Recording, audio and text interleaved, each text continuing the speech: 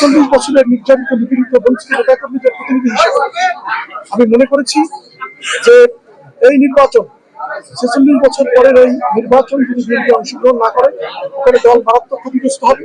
এবং আপনারা জানেন যে ওখানে যদি বিএনপির এবার এমপি না হয় দলের অস্তিত্ব সংকটে দলের অস্তিত্বের রক্ষার্থে এবং 46 বছরের নির্যাতিত নিপীড়িত নেতাকর্মীদের প্রতিনিধি হিসেবে আমি সকল ঝড় ঝঞ্ঝা প্রতিকূলতা সবকিছু উপেক্ষা করি এই নির্বাচনে আমি লড়াই করার সিদ্ধান্ত নিয়েছি।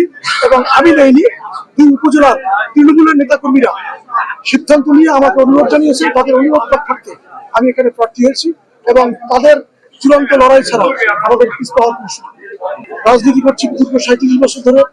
ওই এলাকার মানুষের সন্তান হিসেবে তারা আমাকে ভালোবাসেন, আমি তাদেরকে ভালোবাসি। এবং আপনার গণমাধ্যম আপনারা তথ্য যাচাই করে দেখতে পারেন।